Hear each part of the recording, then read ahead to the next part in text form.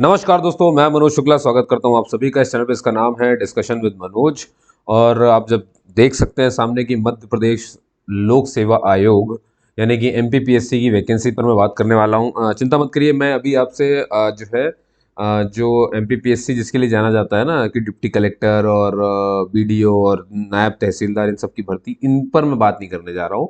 अभी मैं एमपीपीएससी की दूसरी वैकेंसी पर बात कर रहा हूँ जो कि है फूड सेफ्टी ऑफिसर।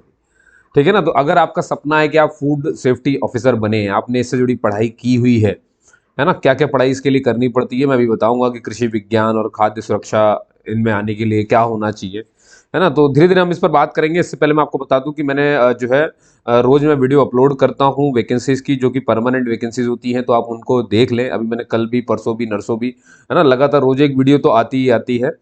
तो आप उन पर एक बार नज़र ज़रूर डाल लें ताकि आपसे वो मिस ना हो जाएं। बस इतनी सी बात थी, ठीक है ना, इतनी इन्फॉर्मेशन। एक और इन्फॉर्मेशन ये कि अगर आपको मुझसे कुछ भी पूछना है तो आप मुझसे कमेंट करके पूछ सकते हैं, जैसे कि सभी पूछते हैं। कोई डाउट होने पर, है ना, एग्जाम से जुड़ा हुआ कोई डाउट है अगर आपको, तो आप मुझसे पूछ सकते हैं। और दूसरा, आप मुझसे एक जगह और बात कर सकते हैं, जैसे कि इंस्टाग्राम है ना। जैसे हमारे चैनल का नाम है डिस्कशन विद मनोज, ऐसे ही इंस्टाग्राम पे मेरे पेज का भी नाम है डिस्कशन विद मनोज। नीली कलर की टी शर्ट मैंने बिल्कुल ऐसी वाली ही पहनी हुई है ना, चश्मा लगाया हुआ, ऐसे देख रहा हूँ, पहचान जाओगे आप सभी, इतनी कोई बड़ी बात नहीं है। ठीक है, वहां पर भी आप मुझसे बात कर सकते हैं। ठीक, चलिए अब शुरू करते हैं। इस एग्जाम के जो डिटेलिंग है उस पर बात करेंगे अपन। ठीक है, तो देखिए, फूड सेफ्टी ऑफिसर यानी कि खाद्य सुरक्षा अधिकारी, उसके लिए जो टोटल पोस्ट है, ठीक है ना, टोटल पोस्ट जो निकाली गई है वो 120 है। ठीक है ना। इसको अदर स्टेट के जो स्टूडेंट है वो भी इसे भर सकते हैं।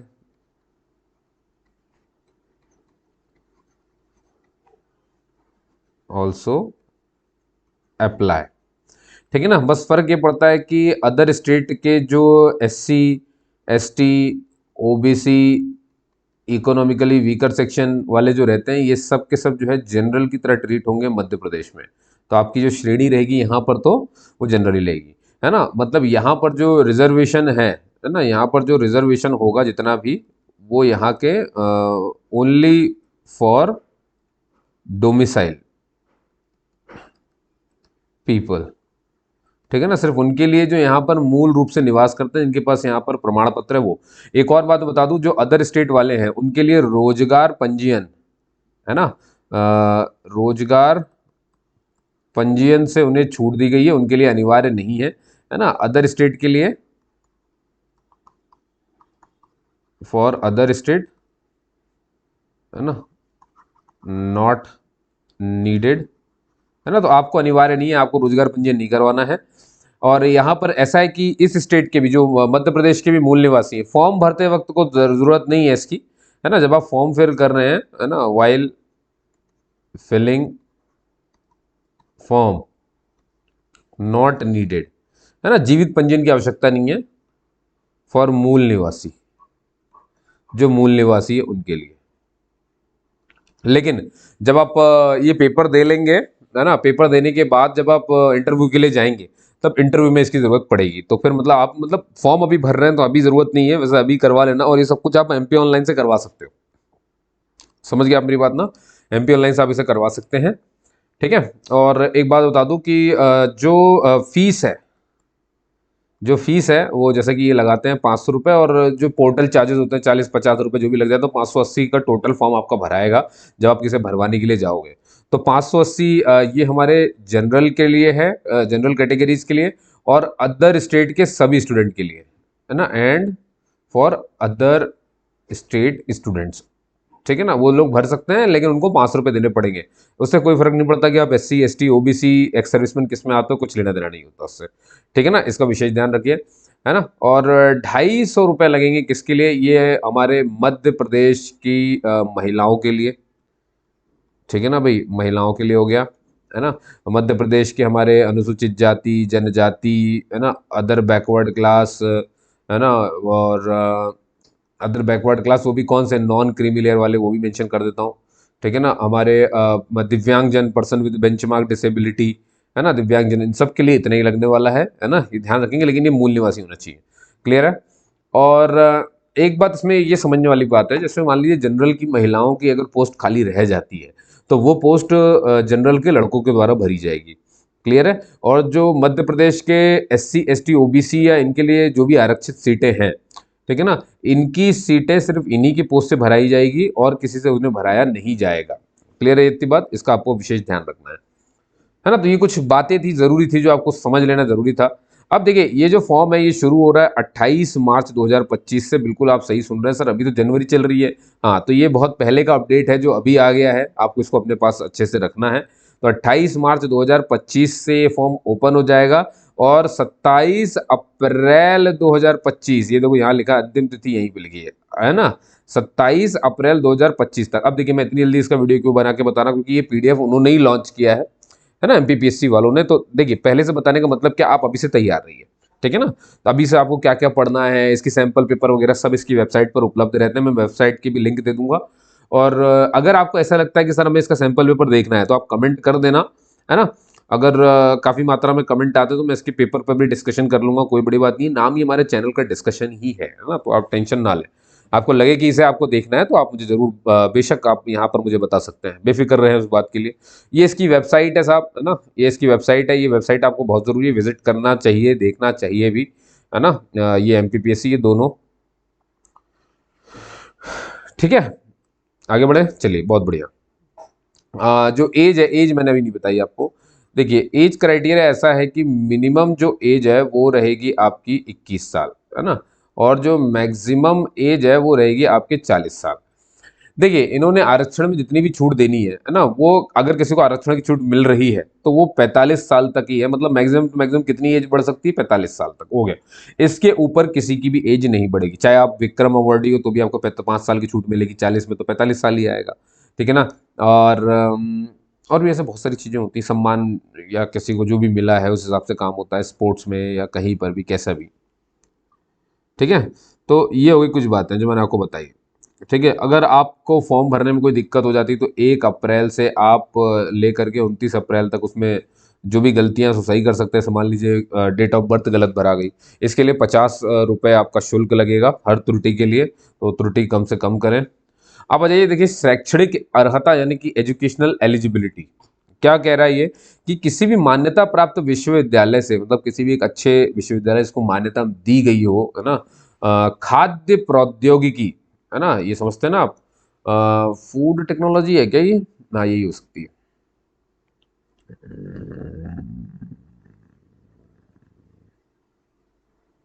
ठीक, देखते हैं। डेयरी या डेयरी पर या डेयरी में डेयरी पे नहीं, ये डेयरी खोल के बैठे हुए ऐसा वाला नहीं। या डेयरी या फिर जैव प्रौद्योगिकी, या तो खाद्य प्रौद्योगिकी, या तो डेयरी में, या तो जैव प्रौद्योगिकी में, या तो तेल प्रौद्योगिकी में, या कृषि विज्ञान में, या पशु चिकित्सा विज्ञान में, या जैव रसायन विज्ञान में, या सूक्ष्म विज्ञान में। सूक्ष्म मेरे ख्याल से माइक्रोबायोलॉजी हो जाएगी। और रसायन विज्ञान में, है ना, केमिस्ट्री, केमिकल साइंस होना चाहिए ये, है ना, या फिर मेडिसिन में। आपने या तो इस डिग्री, है ना, डिग्री ली हो, ग्रेजुएशन किया हो, या पोस्ट ग्रेजुएशन किया हो, या आपने डॉक्टरेट की डिग्री ले ली हो, है ना, किसी भी अच्छे मान्यता प्राप्त संस्थान से, ठीक है ना। अगर आपने ये किया हुआ है, देख लो इनको अच्छे से, खाद्य प्रौद्योगिकी, जैव प्रौद्योगिकी, तेल प्रौद्योगिकी, कृषि विज्ञान, पशु चिकित्सा विज्ञान, जैव रसायन विज्ञान, सूक्ष्म विज्ञान, रसायन विज्ञान, मेडिसिन, इनमें अगर आप ग्रेजुएट हैं या पोस्ट ग्रेजुएट हैं या आप डॉक्टरेट ले चुके हैं तो आप ये ध्यान रखेंगे। क्योंकि अब आप एक जीके का क्वेश्चन मैं आपको बताता हूँ क्या होता है। जैसे ये पूछ लेते हैं कि संविधान में कौन से में हमारा खाद्य सुरक्षा मानक प्राधिकरण दिया हुआ है। देखिए तो इसका ध्यान रखेंगे, भारत खाद्य सुरक्षा मतलब कौन सा अधिनियम है, कौन से सन का है, वो ये 2006 के सन का है। उसका नाम है भारतीय खाद्य सुरक्षा मानक प्राधिकरण, खाद्य सुरक्षा और मानक अधिनियम। ये देखिए अगर आप ये फॉर्म भरने जा रहे हैं तो ये जनरल नॉलेज के रूप में आपको बिल्कुल पता होना चाहिए। फिर उसका भी कौन सा आर्टिकल या कौन सा 34 का में कौन से नियम नियम लिखे हैं, ये तो मतलब इसको आप सर्च करके अच्छे से एक बार पढ़ लेंगे, क्योंकि आपको जुड़ा हुआ है ना, इससे ही सारे नियम होते हैं। अब मैं आपको बताने वाला हूं कि खाद्य तकनीक में कौन कौन से अध्ययन आते हैं, कौन कौन से विषय आते हैं। तो देखिए खाद्य तकनीक में आ जाता है, जैसे किसी ने करी है खाद्य इंजीनियरिंग यानी कि फूड इंजीनियरिंग, किसी ने करके रखा है, किसी ने फूड इंजीनियरिंग एंड टेक्नोलॉजी किया है, किसी ने फूड प्रसंस्करण को क्या बोलेंगे, प्रोसेसिंग, है ना, फूड प्रोसेसिंग एंड संरक्षण को प्रिजर्वेशन हो सकता है, प्रोसेसिंग एंड प्रिजर्वेशन, है ना, इसमें आपने किया है। फूड प्रोसेसिंग टेक्नोलॉजी में किया है, फूड टेक्नोलॉजी एंड मैनेजमेंट में किया है ना, खाद्य तकनीक एंड प्रबंधन, और खाद्य जैव प्रौद्योगिकी, बायोटेक्नोलॉजी होनी चाहिए मेरे हिसाब से तो। हाँ ये वही है ना। ठीक है, देख लेना आप लोग, मैं उतनी इंग्लिश नहीं हो पा रही उसकी। खाद्य संयंत्र, संयंत्र से तो ऐसा लग रहा है मैकेनिकल वर्क है कुछ सा, पर ठीक है, संचालन प्रबंधन, ठीक है, खाद्य प्रक्रिया इंजीनियरिंग एवं प्रबंधन, खाद्य प्रसंस्करण, खाद्य सुरक्षा एवं गुणवत्ता प्रबंधन, प्रक्रिया एवं खाद्य इंजीनियरिंग, इनमें से किसी भी विषय में आपने किया है तो वो खाद्य तकनीक में ही आएगा, तो आप इसे भर सकते हैं। कृषि विज्ञान में देखिए कृषि आ जाती है ना, एग्रीकल्चर, एग्रीकल्चर इंजीनियरिंग, जैव प्रौद्योगिकी, डेयरी तकनीकी, मत्स्य पालन, खाद्य तकनीक, खाद्य पोषण एवं आहार विद्या, हॉर्टिकल्चर, हॉर्टिकल्चर, ये मतलब उस अध्ययन के विषय हैं जो आप समझ रहे हैं। ठीक है ना। पंजीयन के बारे में मैंने आपको पहले ही बता के रख दिया है, किसके लिए क्या पंजीयन है। एक बात बता दूं, मध्य प्रदेश शासन में अगर ऐसे लोग हैं जो सरकारी हैं, काम कर रहे हैं, है ना, चाहे वो शासकीय मतलब या तो निगम में होंगे, मंडल में होंगे, उपक्रम में होंगे, आयोग में होंगे, कोई बोर्ड में, कोई विश्वविद्यालय में होगा, है ना, कोई मतलब ऐसे कोई कर्मचारी तथा जितने भी नगर सैनिक हैं, अगर वो एनओसी ले आते हैं, अगर वो ये फॉर्म भरना चाहेंगे तो उन्हें अपने बॉस से एनओसी लाना पड़ेगा। एनओसी का मतलब है अनआपत्ति प्रमाण पत्र, यानी कि नो ऑब्जेक्शन सर्टिफिकेट, कि भाई हमें कोई ऑब्जेक्शन नहीं कि हमारा बंदा ये फॉर्म भर रहा है, तो ये आपको लगेगा, है ना। अगर आप ये दिखा देते हैं तो आपको रोजगार पंजीयन से छूट मिल जाएगी। ठीक है ना, इसका आप विशेष ध्यान रखें। भाई देखिए, पेपर के लिए सेंटर इन्होंने 4 ही लिखे, जैसे इंदौर हो गया, भोपाल हो गया, जबलपुर हो गया और ग्वालियर, बस यहीं पर होना, तो सोच समझ के अपना काम करिएगा।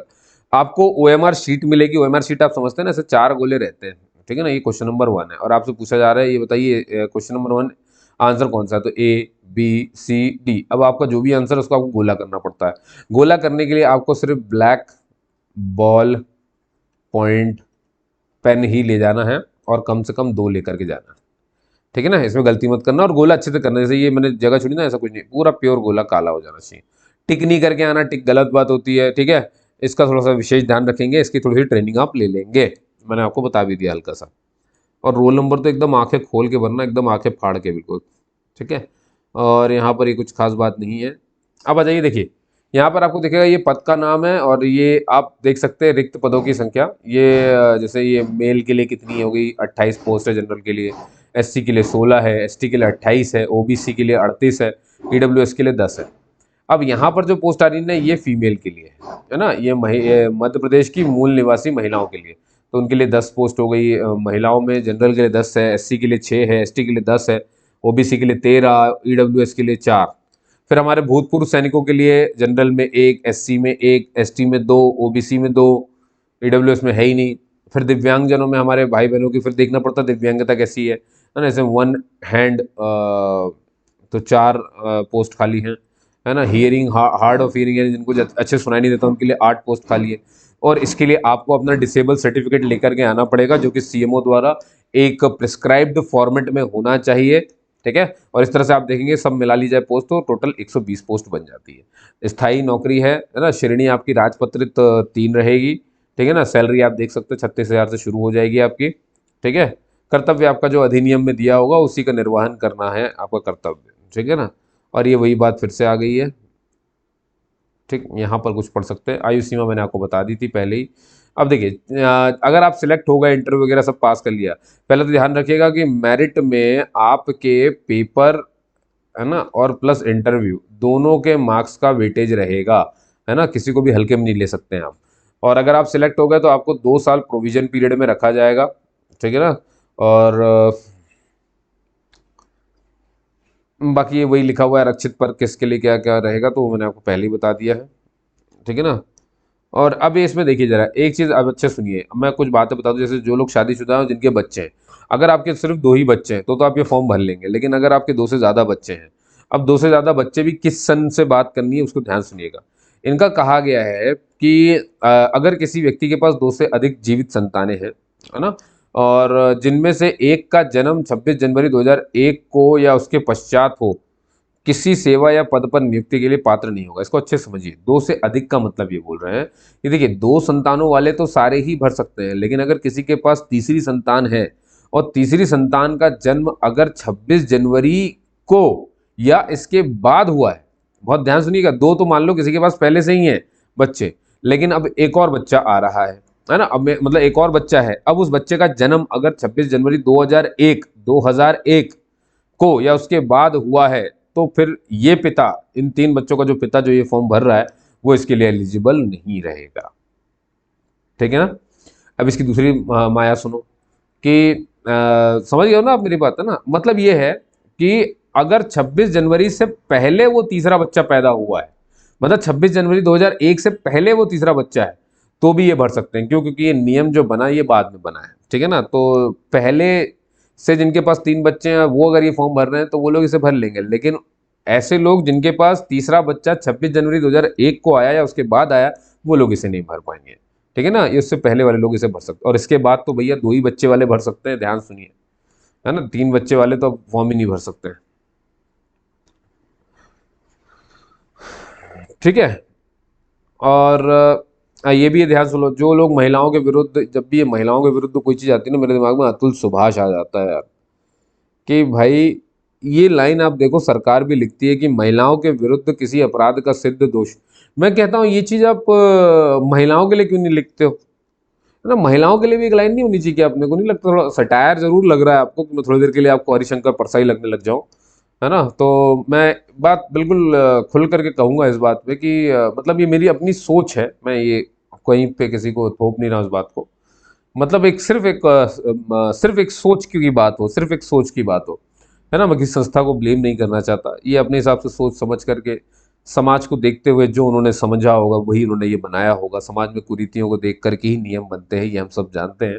महिलाओं पे अत्याचार हुए हैं इतने ज़्यादा कि इसीलिए हर जगह महिलाओं का नियम बनता चला जा रहा है। जब पुरुषों पर अत्याचार बढ़ जाएगा तब पुरुषों के लिए नियम बनने लगेगा, है ना। नियम बता ही क्यों रहे, देखो नियम बना ही क्यों, जब चोरी के नियम बने, यानी आप कोई भी शास्त्र पढ़ो अपना, उसमें जब चोरी की बात लिखी रहती है, क्या लिखा रहता है, वो कोई भी साधु नहीं कहलाएगा जो चोरी करता है, व्यसन करता है, महिलाओं के साथ व्यसन।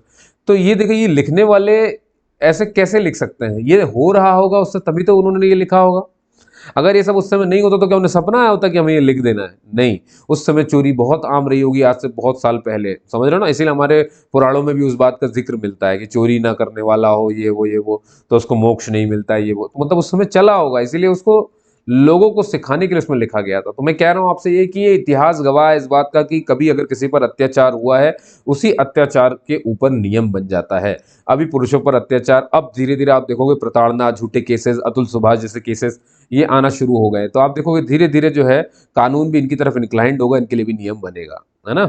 देखिए नियम बनेगा, इसीलिए तो ना क्या कि न्याय जो है ना वो देर से मिलता है जरूर, ये कहते हैं लोग बाग, पर जैसे अतुल सुभाष जैसे लोग, है ना, अब ये कैसे, अब न्याय तो कुछ कर मिल भी गया तो क्या करोगे आप, 4 दिन उसकी बात हुई, अब सबने बुला दिया उसको, नहीं समझे ऐसे। तो अभी आप यहाँ पर देखते हो महिलाएं महिलाएं, अब यहाँ देखो क्या लिखा है, कोई भी उम्मीदवार जिसे महिलाओं के विरुद्ध किसी अपराध का सिद्ध दोष ठहराया गया है, वो इस सेवा का पात्र नहीं होगा। अगर ऐसे कोई, और ये भी सुन लो, ये भी लिखा हुआ है कि परंतु अगर ऐसा कोई उम्मीदवार है जिसके विरुद्ध अभी न्यायालय में मामला चल रहा है, लंबित है, मतलब अभी चल रहा है मामला, और मान लो वो सिलेक्ट हो जाता है, तो उसकी पोस्ट को भी ना तब तक जो है लंबित रखेंगे जब तक उसका अंतिम निश्चय नहीं आ जाता, उसका मतलब लास्ट डिसीजन नहीं आ जाता है ना, वर्डिक्ट नहीं आ जाता, वहां पर फैसला नहीं आ जाता, तब तक उसको पोस्ट को उसको होल्ड रखा जाएगा। और अगर वो दोषी करार हो गया तो बस पहली वही लाइन लगा लो, दोष सिद्ध ठहराया गया तो वो पात्र नहीं होगा, और अगर नहीं ठहराया जाता तो पात्र हो जाएगा। समझ गए ना। तो इसीलिए तो कहते हैं ना, महिलाओं के लिए तो भैया अभी ऐसा है कि आप महिलाओं से तो बहुत मतलब दूर रहो, है ना, बहुत दूर रहो। और मतलब मत पढ़ो, आप देख रहे हो ना, मतलब कोई रिश्ता अभी ज़्यादा सुरक्षित नहीं लग रहा है। आप अगर गर्लफ्रेंड भी अपने पास रखते हैं तो अगर वो भी आप पर बहुत सारे केसेस ठोक सकती है, बहुत सारी चीज़ें हो सकती है, इसका थोड़ा सा ध्यान रखिए। ज़्यादा मतलब मेरे हिसाब से तो यही मानना है कि अपने कैरियर पर ज़्यादा फोकस करें बजाय इधर उधर के होने पे। ठीक दोस्तों, आगे चलते हैं। ठीक है ना। और परीक्षा साक्षात्कार में प्राप्त अंकों के योग की गणना, ये सब आपके काम का नहीं है, इसको हटा दो यहाँ से। ठीक है। और ये भी आपके काम का नहीं है, डेट वगैरह आपको पता ही है। और नहीं, 5 वर्ष से छूट ज़्यादा नहीं दी जाएगी, यही लिखा है, 45 वर्ष तक की छूट दी जा सकती है ना। ये हटा दीजिए, हटा दीजिए, ठीक है। यहाँ पर ये दोस्तों जो फॉर्म है ये खत्म हो जाता है, फीस वगैरह मैंने आपको पहले ही बता दी थी, है ना। तो देखिए फॉर्म खुलने में तो अभी समय है, तब तक आपके पास इतना है कि आप जो है तैयारी कर लें इसकी, ठीक है ना। और दोस्तों देखिए मैं बहुत सारी बातें बोलता हूँ, तो अगर कोई भगवान की मैं कहना इतना ही चाहता हूँ, बस कोई कहीं भी बात किसी को बुरी लग जाए तो उसके लिए मैं हमेशा क्षमा प्रार्थी हूँ। देखिए हम सब इंसान हैं, इसी समाज में रहते हैं, समाज को सब अपने अपने आईने से इसे पढ़ते हैं और अपनी एक सोच डेवलप करते हैं। उस सोच में जब वो कुछ डेवलप करते हैं तो वही उनकी भाषा बन जाती है, वही उसे कहना शुरू करते हैं। हम सब भी न्यूज़ पढ़ते हैं, आप भी न्यूज़ पढ़ते हैं, उन्हीं से हमारी सोच बनती है और वही सोच हमारा आचरण बन जाती है ना। ना कहो तो बाद में धीरे धीरे हम उसे कैरेक्टर में भी तब्दील कर लेते हैं। इसीलिए अगर और क्या है कि देखिए न्यूज़ तो बदल जाएगी, इस तरह से इंसान का कैरेक्टर भी धीरे धीरे धीरे धीरे हर न्यूज़ को देखते देखते अपनी चीज़ों को भी वो धीरे धीरे बदलता जाता है। इसलिए कभी कोई बात को सीरियस लेने की आवश्यकता नहीं है। समझ गए आप सभी, है ना। महिलाएं जो मुझे सुन रही थी या सुनती हैं, देखिए मैं भी आपका उतना ही अपना हूँ जितना मेरे लिए कोई भी इंसान, चाहे वो मेल हो फीमेल हो, उससे कोई फ़र्क नहीं पड़ता। मेरा काम आपको इन्फॉर्मेशन देने का है, ठीक है। और अगर उस बीच में मैं कुछ अपनी समझ की बात करता हूँ तो आपको उसको नल एंड वॉइड ही समझना है ना। बस आप ऐसा समझिए कि किसी ने कुछ कहा है ना। ना मैं किसी को कोई सजेशन देने वाला हूँ, ना मैं कोई किसी को राय देता हूँ, मैं बस अपनी सोच प्रकट करता हूँ, ठीक है ना। वो मेरी सोच है और मैं उसे प्रकट करने का पूरा अधिकारी हूँ। ये बात आप अच्छे से जानते हैं, जिस तरह से आप अपने सोच के अधिकारी हैं प्रकट करने के, ठीक है। तो इसमें बुरा मानने कोई वाली बात ही नहीं है ना। आप भी कुछ कहेंगे तो मैं उसका बुरा मानूँ तो फिर तो मेरी ही बात में झुठला रहा हूँ, ठीक है ना। चलिए, जब तक कि जय हिंद जय भारत, है ना, जब तक कोई ऑब्सेस नहीं होता है, ऑब्सेस फील करने वाले भी बहुत सारे लोग होते हैं भैया ऐसे तो, है ना। जब छोटी छोटी सी बातों में ऑब्सेस्ड फील कर लेते हैं, है ना, बोला किसी को जाए वो अपने ऊपर ले लेते हैं, ऐसे लोग का कुछ नहीं हो सकता है। ऐसे लोग क्या है, हमेशा इश्यूज में घिरे रहना चाहते हैं, है ना। वो हमेशा इश्यूज में पड़े रह जाएंगे। आप इन इश्यूज से बचिए, आप अपना भविष्य बनाइए, है ना। लेकर के जाइए, समाज को उठाइए प्लीज़ इन सब चीज़ों से। ये क्या है ना, हिंदू मुस्लिम और ये कुछ ज़्यादा हो गया है। और ऊपर से हिंदू मुस्लिम से हट जाओ, अब तो महिला और पुरुष एक वर्ग, इसमें ही ऊंच नीच होने लग गई है अब तो, है ना। महिला और पुरुष में ही भैया बड़ा, तो मैं वही कह रहा हूँ ना आपसे कि आपको समझना पड़ेगा कि हर जगह वर्गीकरण हो रहा है। चलिए ठीक है, जब तक मिलते हैं नेक्स्ट में। आपने मुझे इतना सुना, आपका ये प्यार, इतना इज्जत, यही सब कुछ है जो मैं बटोर रहा हूँ अपनी ज़िंदगी में, है ना। धन्यवाद दोस्तों।